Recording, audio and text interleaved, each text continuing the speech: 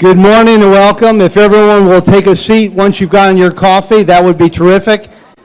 I want to just make a correction. The program on the discussion on Howard Thurman will take place on Tuesday night at 7 p.m. It was listed incorrectly in Seasons as on Wednesday. So it's Tuesday night, 7 p.m. Elizabeth Fitz and Lynn Jordell Martin will be co-facilitating the talk in the mezzanine of the bookstore. And then we have a program. Mary, do you want to just say one word about it? Sure, one word. So on your tables, we don't have too many, but let me know if you'd like a copy of this. We are there'll be a follow-up program to what we're talking about now. Merrick and I will be leading a program called Bearing Witness, a 5-session program about life as Christians in the Holy Land. So if you want to know more, there's good information here. We can get more of these. Thank you so much, Mary. And our guest speaker, Nicholas, helped to put together this program, so it will certainly be an extension of today. Nicholas has 4 master's degrees, including one from the Berkeley Divinity School at Yale, where we both attended. He has served as an Episcopal priest here in the Diocese of Connecticut and now resides in Brattleboro, Vermont, travels the world, and is the founder and the executive director of Jerusalem Peace Builders. Please join me in welcoming Nicholas to Christ Church to share about the current situation in Palestine and Israel. Nicholas? Great to see you. So I'll just take a breath. It's wonderful to be with you here. It's wonderful to see everyone. I'm wowed that so many people are here. It's obviously a topic that's on our hearts. So let me just tell you where we're going, and we will end promptly at noon, okay? And for people who have got some extra questions, because this is a topic that's like those Matryoshka dolls from Russia, you know, there's just more inside and more and more and more. I'm happy to stick around for a little while more just to answer those informally, but we'll end promptly at noon so people can continue on with their lives and their discipleship.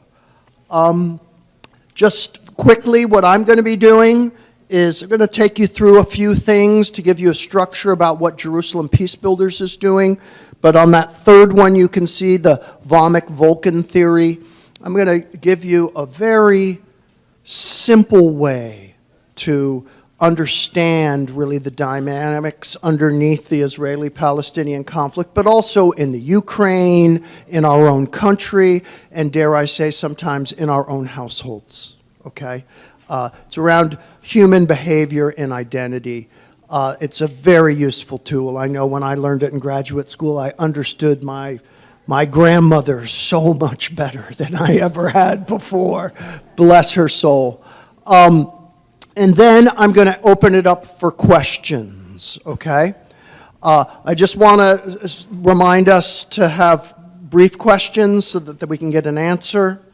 And I want to remind everyone there may be a question as a public figure that I cannot answer, and I'll choose not to answer, so don't be offended about that.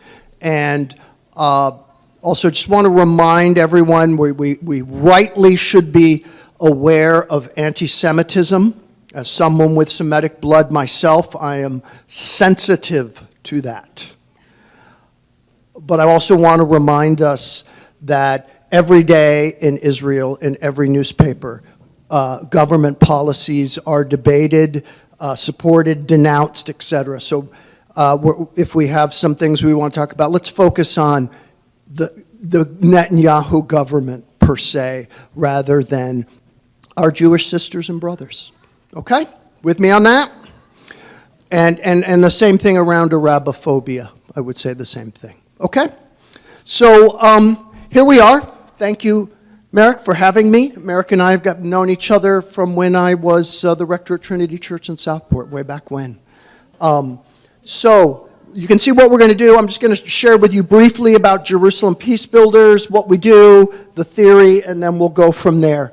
And the questions can be about just about anything in the Middle East. I can take those on. All right, so let's see if I know how to work this. All right, So Jerusalem Peace Builders, what we do is we specialize in peace and leadership education. You know, we're not diplomats. And you've seen how well the diplomats have done, haven't you?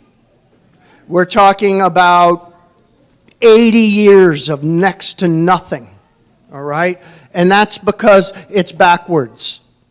I once spoke with Yitzhak Rabin, and he talked about peace in the Middle East is like a person jumping from a second-story building onto a horse galloping by.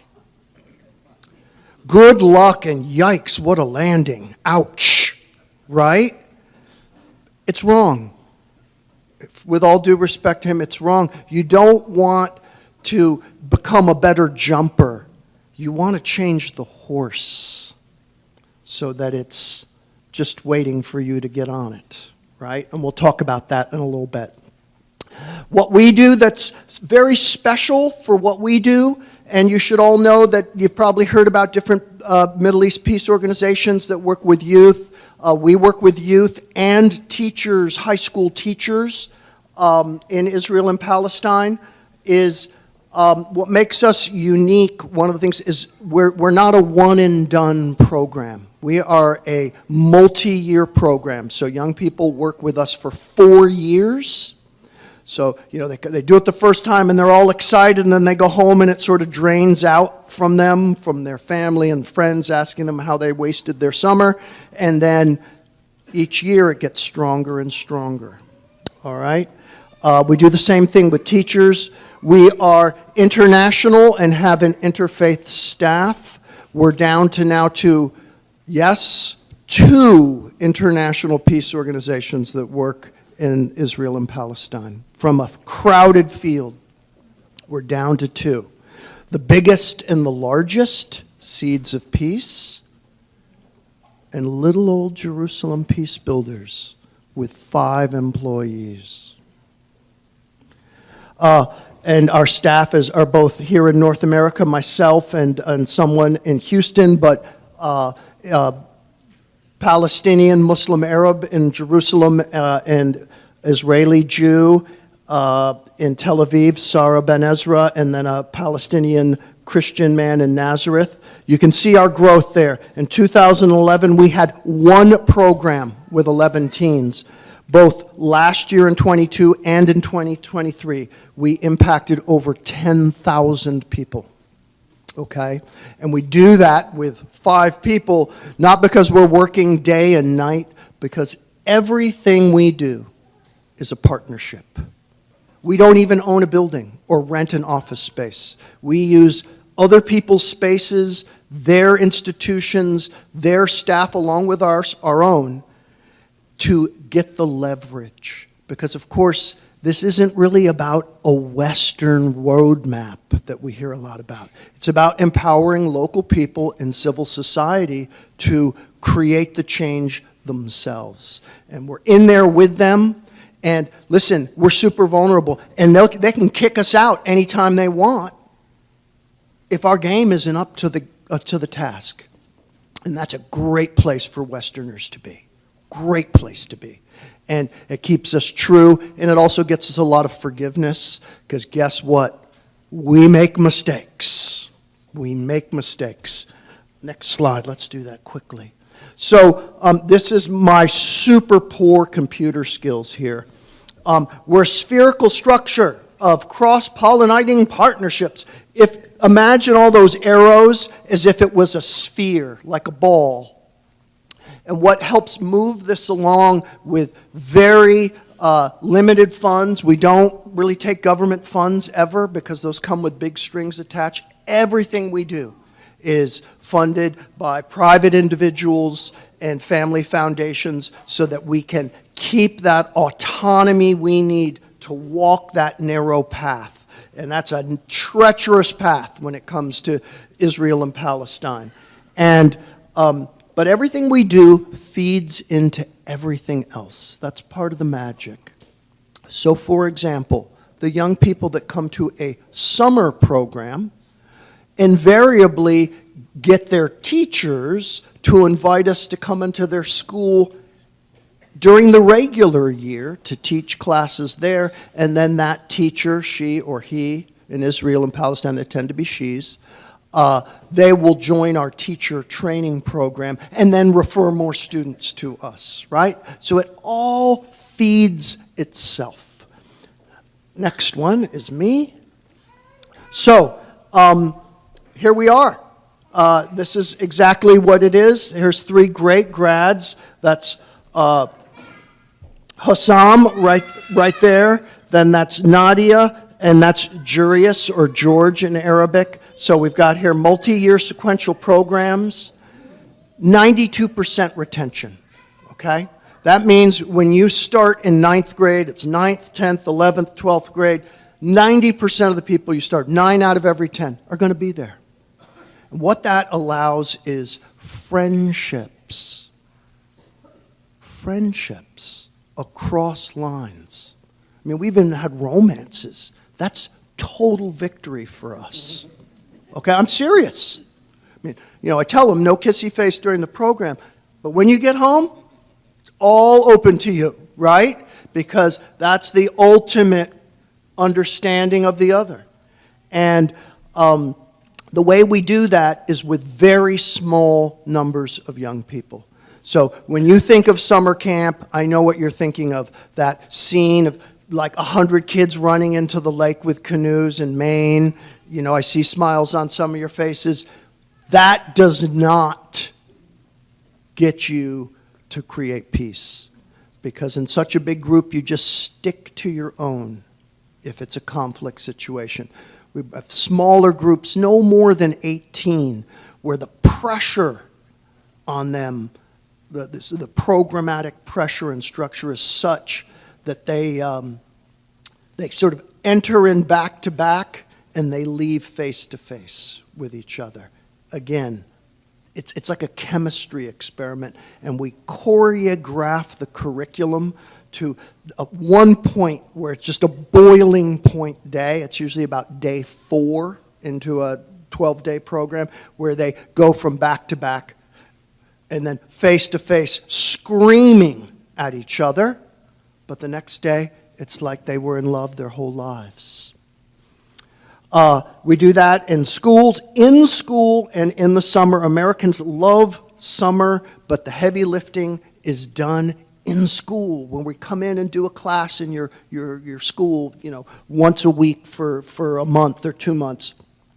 And it happens there, in Europe, and in the U.S., and I'm very grateful that a number of people came forward this year at Christmas time during our Christmas appeal, and frankly, a young man came forward and he said, I've convinced my whole family to make a common gift, and we are going to underwrite an entire summer program in Geneva, Switzerland. So we're going to be in Geneva, Switzerland, working with the UN and the various faith communities there for a great summer.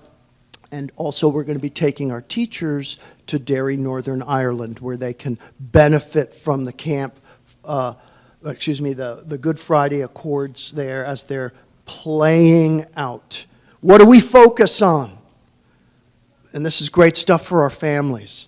Identity, communication, recognizing conflict, and addressing conflict. That's what leaders do. So that's the leadership. And what do we give people? We give them the knowledge, the skills, the relationships, and then the confidence to fuel change.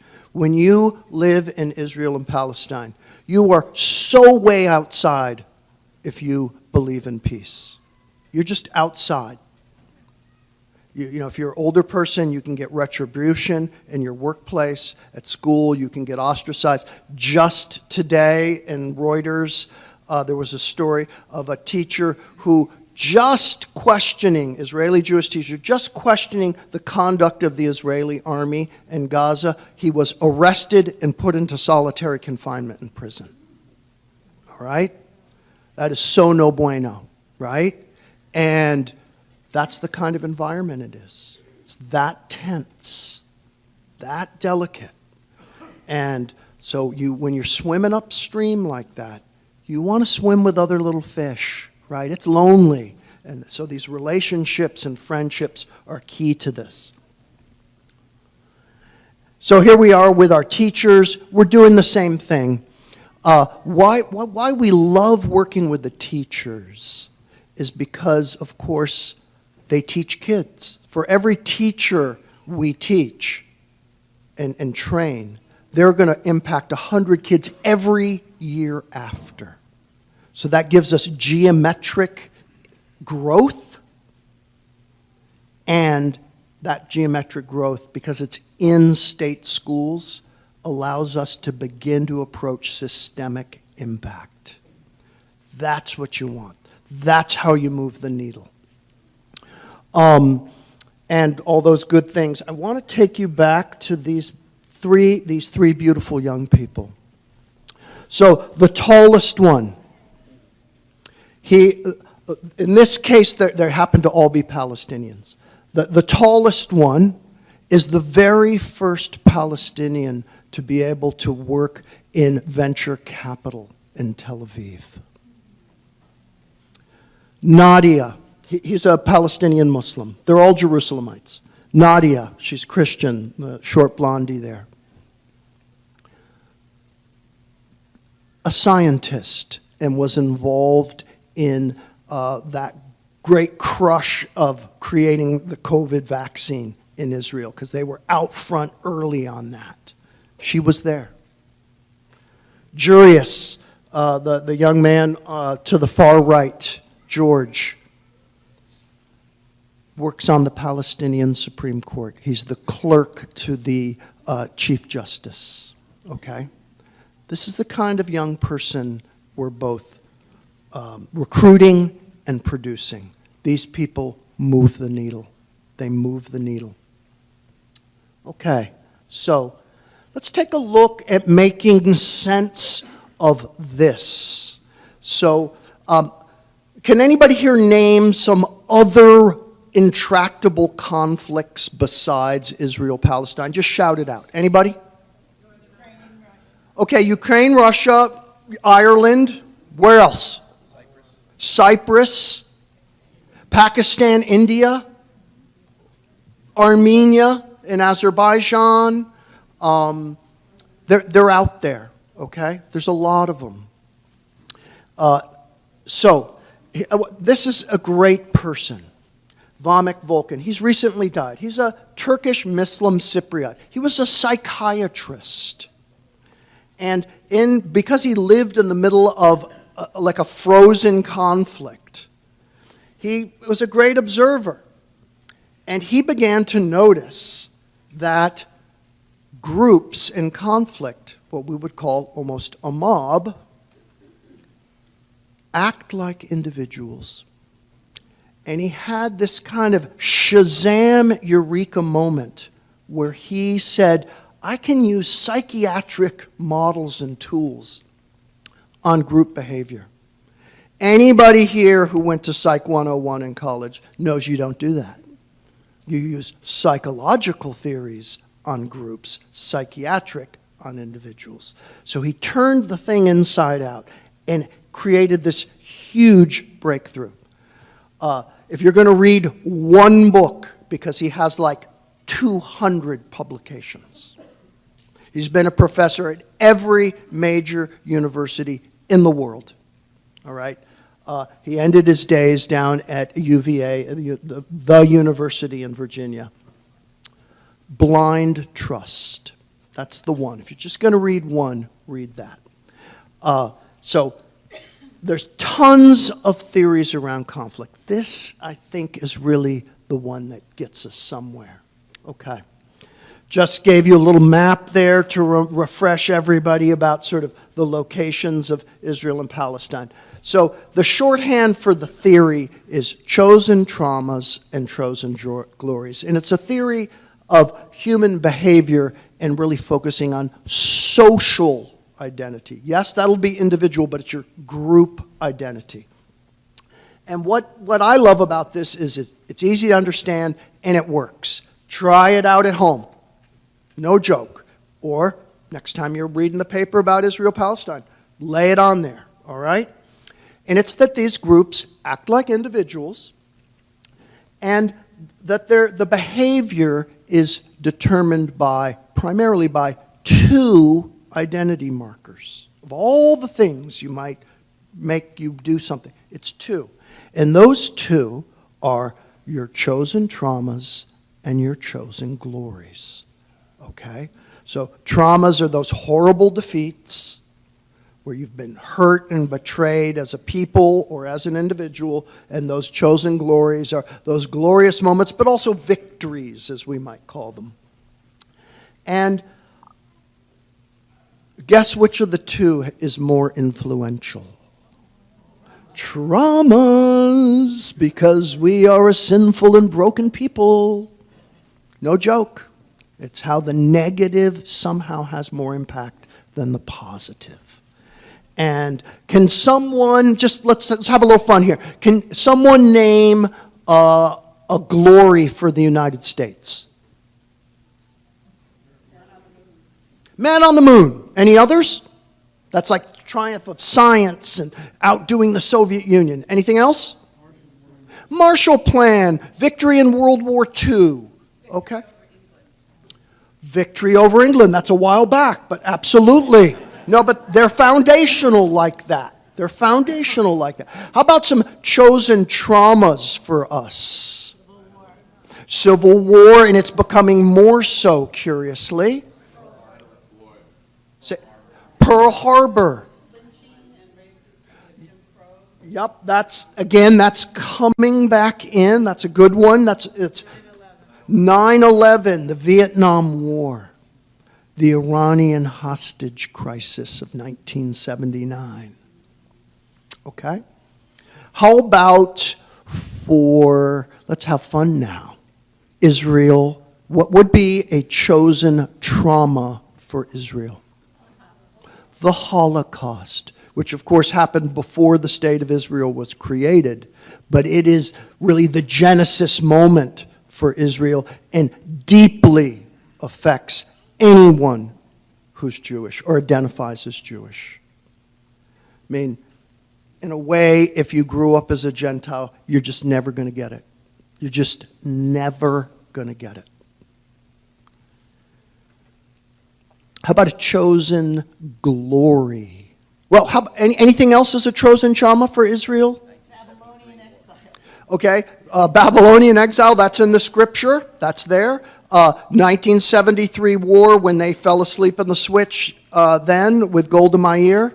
October 7th. And October 7th, right? Both the killings, the terrorist killings, the hostage taking, and also just the shame of being asleep at the switch.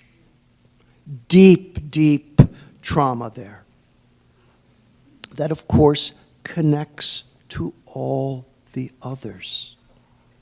These aren't just isolated little pinpricks of like in the sky. It's more like the Milky Way. It's just all together. All right? How about Palestinians? Also, this creation of the state of Israel in 1948 is a glory. How about for Palestinians? How about a chosen trauma for Palestinians?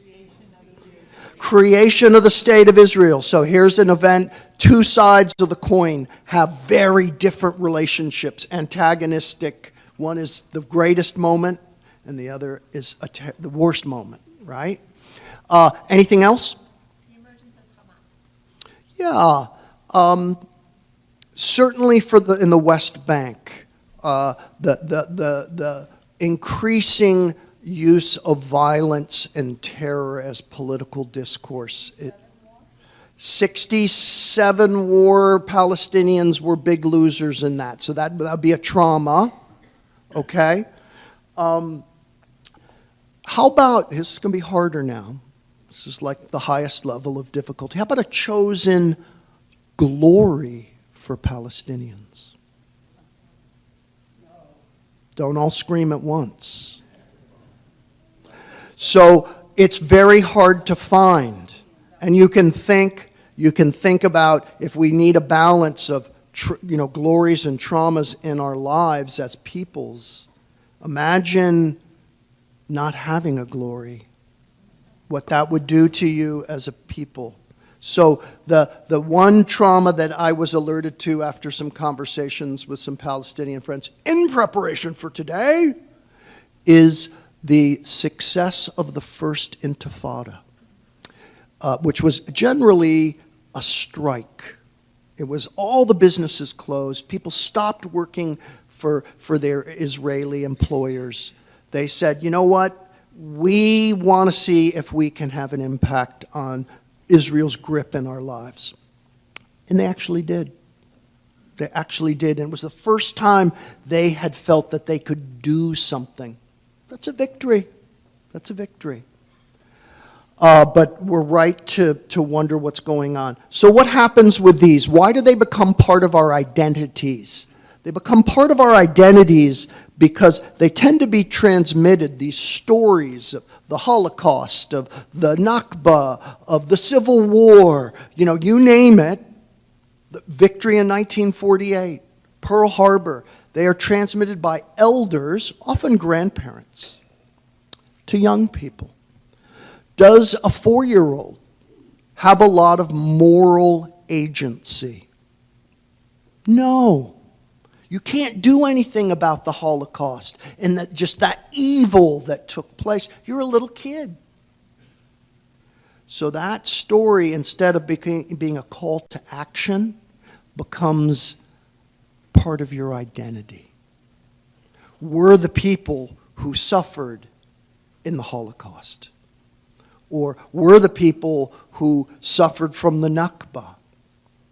Or, if you're Armenian, we're the people that the Ottoman Turks killed, right? And on it goes. So the effect of that, I am so glad Merrick's here with me. Merrick, stand up. Merrick, are you right or left-handed, brother? Left-handed. Give me your left hand. Okay. Let's go like this, Merrick. Always wanted to dance with you, Nick. Excellent. You're a good dancer. So what it means is, put your hand right there. If you can identify the trauma, and we're going to call it Merrick's left hand, because it defines him. I mean, he said he's left-handed, right? If I said to you, brother, I can solve all the problems of your life, but I'm going to have to chop your right arm off at the shoulder. This is my left arm. Your left arm, excuse me. I'm right-handed. That's my idea. Your left arm, what are you going to say? My problems aren't that big. My problems aren't that big. Right? And he's exactly right. So you come to Israel and Palestine, or Armenia and Azerbaijan, or North and South Cyprus, or Russia and Ukraine, and we say, we can sort this out, because actually we can. But of course it will mean you have to have a new identity. We're going to have to chop your left arm off at the shoulder, and what's the answer? This hand gets me into a lot of trouble, but I love it. Right? So there is the rub. There's the rub, that these crises have become beloved identities. And even though we've outgrown them, they're still ours. I mean, who here still owns things from their childhood? If you're not raising your hand, you're probably not telling the truth. Right? So here's the scary part. They also they're transmitted by elders to children, so they become identity. They're also activated by time collapse, meaning you just mention them and the people are reliving them right then. Talk to someone who survived a Nazi concentration camp. My mother's family, my father's family are Central Europeans, and some of them perished in Nazi concentration camps. My mother's family are Arabic-speaking Christians who suffered terribly under Ottoman Turkish rule. Horribly. If you talk to my grandmother or I even knew my great-grandmother, about the old country. Like they would start sweating and talk and tell you about when the Turkish soldiers came into the village and took all the boys. Just like that, like it was yesterday. So when we keep on saying, when will these people get over it? You don't get over it. It just gets reactivated because it's your identity. Finally, trauma or experience. Anytime a trauma or glory is experienced by an individual in the group, the whole group responds. So you've seen it on TV when a Palestinian child has been mistakenly killed by the IDF, and there's a funeral in a West Bank village. What do you see happening there? Yeah, communal trauma, and there's hundreds of people, and they're chanting. People who didn't even know the kid are there. Because experienced by one affects all. When the Israeli hostages were taken, what did we see happening in Israel? Whole country went nuts. People who'd never even heard of those, knew them personally or even heard of them. Whole country responds. All right? So, how do you bust this? Well, first of all, you don't bust it. You rehumanize people. And that's really why all these programs just have 16, 18 people. Because you go from Marek's story or my story separately to our story. And that is a painfully slow process that takes a lot of support and a lot of courage. All right? And that's why we do 4 years. It's why it's small, frankly. That's why it's expensive. Because you're holding their hands the whole way through. Now, we ready to switch gears for 2 minutes? Actually, I'm going to stop there. Who wants to ask me a question about anything to do with the Middle East? Nicholas, could I just mention, could you mention just a word about our pilgrimage that you're helping to lead and design for next year? Sure. So your illustrious rector invited me to help design with him about this time next year. We're going to go to Israel, Holy Lands, Israel and Palestine. I get tired of saying Israel and Palestine, so we're going to just call it the Holy Lands, plural, reality to what's going on there. And we're going to be in Jerusalem. We're going to move up to Nazareth in the Galilee, up in there, that area, stay on the Sea of Galilee, and return to Jerusalem. It's, yes, a classic experience, spiritual experience, but along the way, we're going to meet young people from Jerusalem Peace Builders, other peace leaders, just folks from across the spectrum, Christians, Muslims, and Jews. Should be fabulous. Just so that you know, I've done this every year of my life since 1988. So I've done this once or twice before and excited to do it with you. So if you're interested in that, talk to him about it. I promise you, by this time next year, you will not be nervous about going there. Okay? Couple of questions and I'm going to let you go. Sir, tell me your first name. David. You said you were going to tell us about the Netanyahu regime. Will you do that? Sure. So what is going on with the Netanyahu regime? So right now, well, you've known that Netanyahu, who's been an incredible political survivor, was able to be reelected the last time about a year ago right now, sort of 13 months ago, by moving considerably to the right, pulling in parties to support him, some of which that had been outlawed and were illegal in previous years in Israel's history. That, because they use a parliamentary system, it's coalitions, bound him to a certain agenda that you see expressed in two gentlemen by the name of Smotrich and Ben-Gvir, all right? They are, well, they're right of Attila the Hun.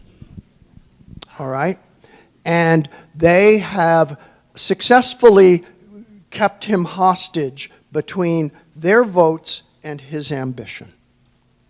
And right away, noises were made around reforming the Supreme Court, which would change culture there, both political culture and the way business is even done.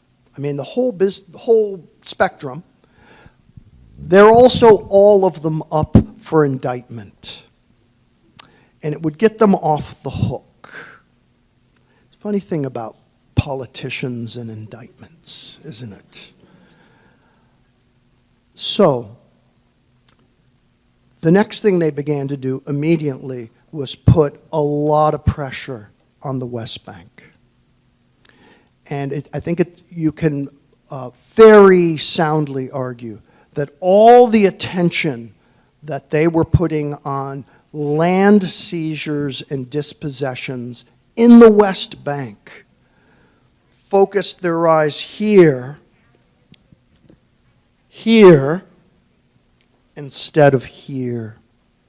And there's a deep irony in that, because this is sort of administrated by, I don't even want to say rule because that's too grand, by the Palestinian Authority, which is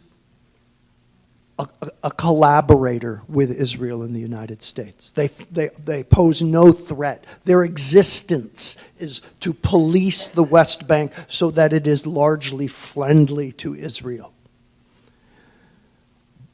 So they moved in here more, expanding settlements, mistreating people, and at times protecting their citizens. It's not all maniacal or anything. And they didn't look down here. And this was controlled by Hamas. Now, they're a terrorist organization, okay? Does everybody belong to Hamas? Of course not. Did everybody in Russia belong to the Communist Party in the Soviet times? Of course not. Just a teeny little group, right? And, out of 2.3 million people, 70% of them are under the age of 21, okay? Most of those people don't even know what politics is, right? They've just grown up there their whole lives. So the attention was here, and you've heard it all, and it's easy to read. There was indications of this over a year ago. There was a report. They ignored it. Egypt gave warnings in September, and Uncle Sam did too. It was ignored. And ladies, you're going to love this. The women guards, particularly up here in the northern part at the Eretz Crossing with binoculars, women conscripts in the army were saying, we see unusual activity. We think something's going to happen. And guess what the answer was? It's just a bunch of girls. What do you know? Right? And we see what happened. We see what happened.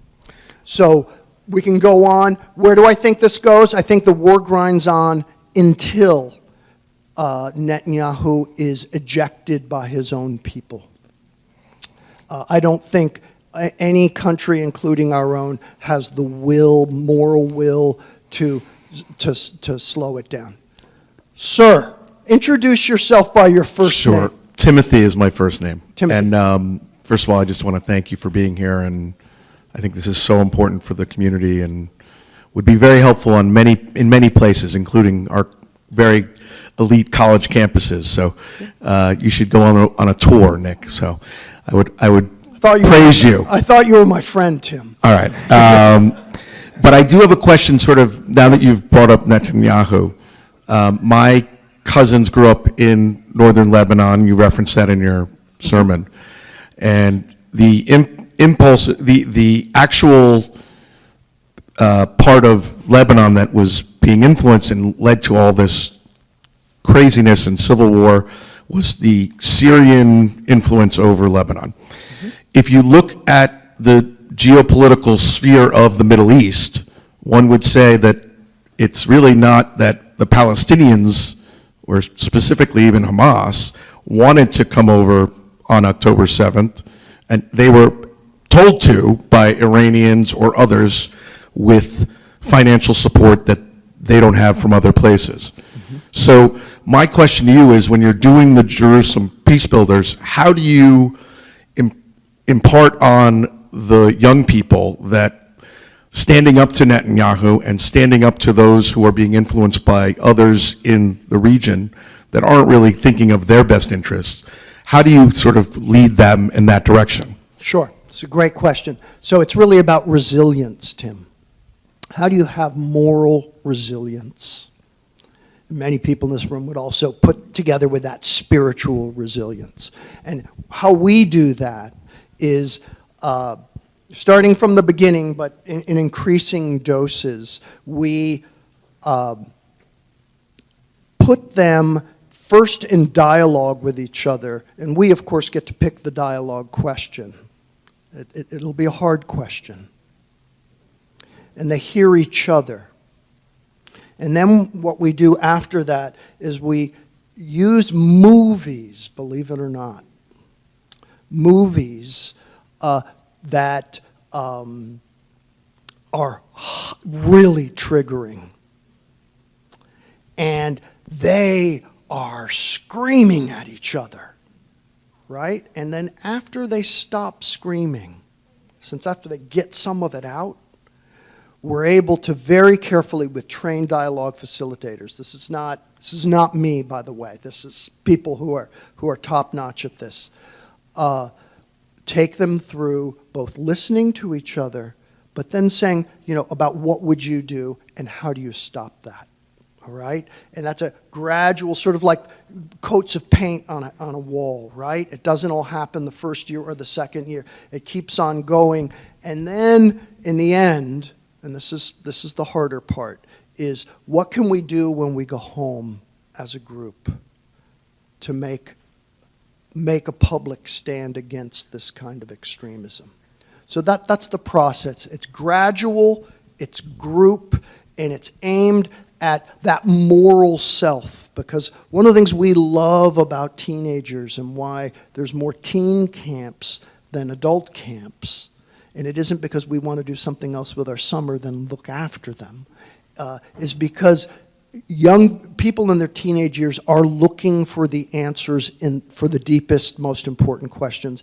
And this is anthropologically true across cultures. They're looking for those answers in moral and spiritual answers. They're looking for the brightest, shining, unblemished ways to approach it. That's the kind of person I want to work with. That is the kind of person I want to work with. I want to remind people that if you want to slip away, I certainly won't be hurt. Yes, please. Madam, tell me your first name. Elizabeth. Elizabeth, please. I wonder, on the micro level, in the homes, what is the life like for regular Israeli citizens and Palestinians who live in Israel? Sure. What is their daily life like? Are they, more suspicious of each other? I would imagine, because I remember walking through their communities and feeling very safe. But I just wonder what it's like for the people. And I think you're asking post-October. Is that right? Yes. Okay. So I'm going to go over to this one because I just want to now. So this is Israel. This is Palestine. In Israel proper, about 75% of the people are ethnic Jews. Ethnic Jews.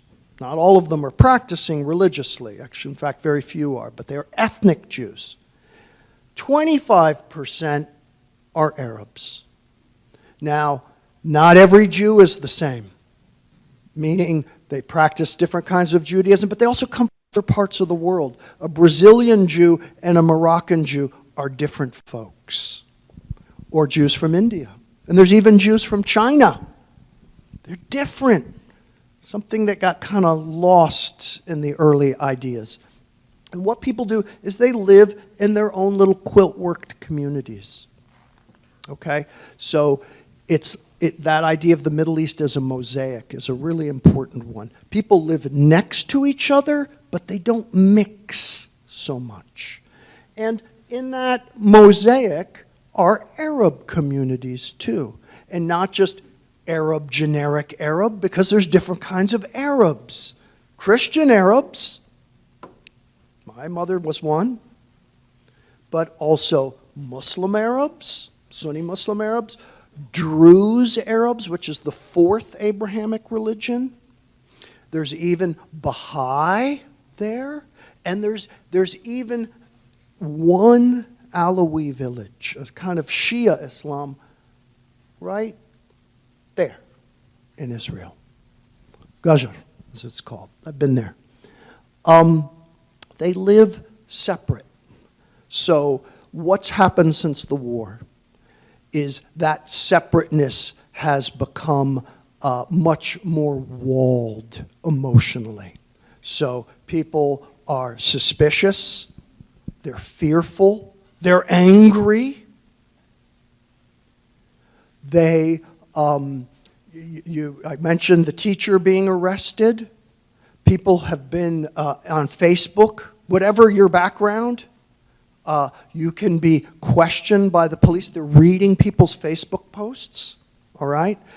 I'm quoting a friend, a Jewish friend of mine now.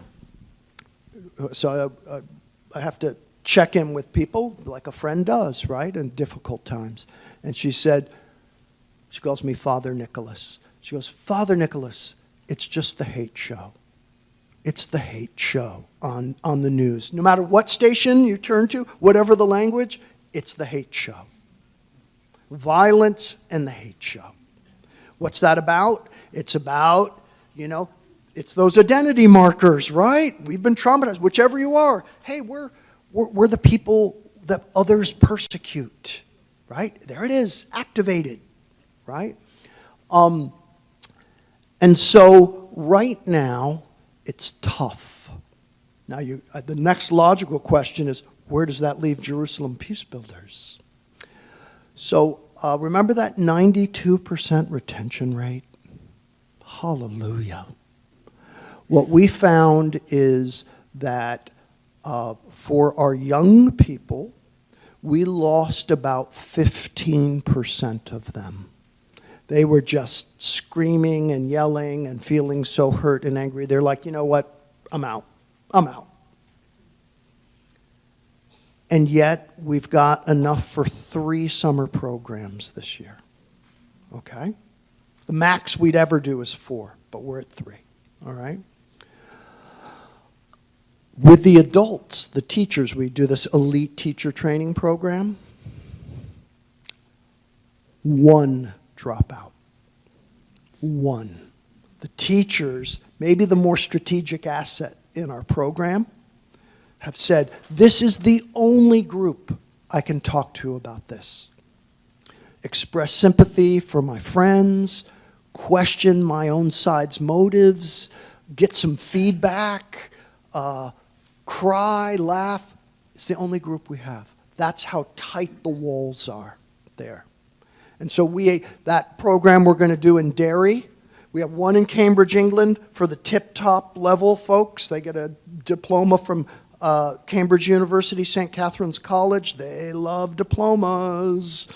But we're doing an alumni reunion program in Northern Ireland, and that's because so many of them said, hey, what about us? We're in. Don't forget about us. So there is hope in that thing of the little sprout coming out of the crack of the sidewalk. That's what we're doing here. I think one more question. Young lady, Rob, I know you. You don't get to ask a question. But 1, 2, and then we're done. Yeah. Hi, my name is Anne Marie. Hey, Anne Marie. Hi.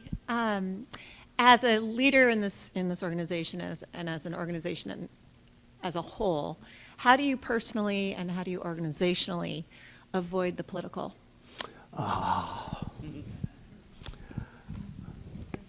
The first is by focusing on education. First and foremost, we focus on education, peace education. And that peace education is interfaith. And for us, uniquely in this field, interfaith is not a synonym for mixed. I mean, interfaith will be mixed, but we very consciously and significantly have theological component in what we do, which is that for Jews, Christians, Muslims, and Druze peoples, one of God's names is peace. So we are talking about being the truest to your identity. Okay? And in the Middle East, everybody's primary identity is their religious identity, whether they practice very often or not. So it's theological component, it's educational, and of course, political events are huge. But if you were to go to our website, and I certainly encourage you to, and let me get there so people can absorb that a little bit. You'll see that we talk about political events, but really about their repercussions, the human impact. We're not debating the pros and the cons of a strategy or cheering. It's look at the impact of this. And most people don't want to live this way. And I mean, back to Elizabeth's question, 90% of Jews, Christians, and Muslims in the Holy Lands have no interest in living the way they are living right now. But it's that little, I hate to say it, it's that political elite that, because of the political systems, this parliamentary system, it allows a small group of people to hold captive the whole political machinery. And it's tough. It's tough. But that's how we do it. Last question. Okay, my name is Horst. Horst, pleasure. yes. It sounds like you're doing remarkable work from the bottom up. Mm-hmm. Where I stumble is when I look at the top down. I cannot imagine any configuration of people and political entities and geographies that would be peaceful in some kind of enduring way. And I'm wondering about your thoughts about that. Sure. I'm actually really glad that you brought that up. And what a great last question. Thank you for being patient and giving the end. So I put the map back up because I want you to see the map. So, first of all, peace is not a Hallmark card. And I just want to remind ourselves of that, okay? It's the kind of peace we have in Connecticut between different towns along the Fairfield coast and different cities along the Fairfield coast. And you know exactly what I'm talking about, okay? And I mean that very seriously. Is there crime and violence and rancor and racism and ugliness? Of course.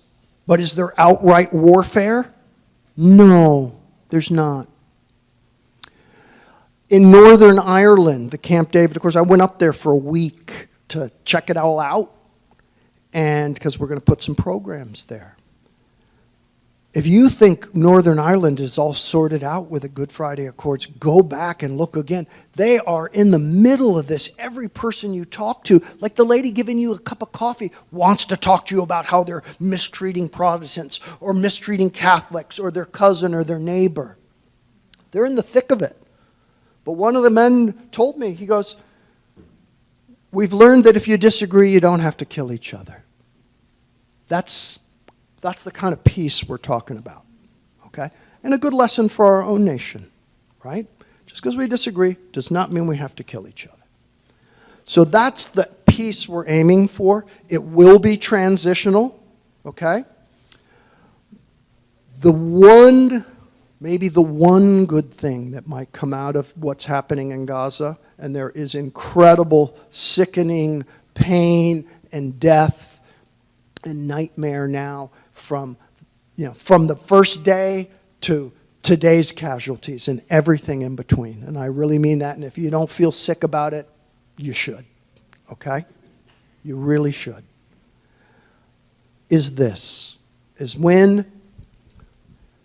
What will happen when this ends is the following.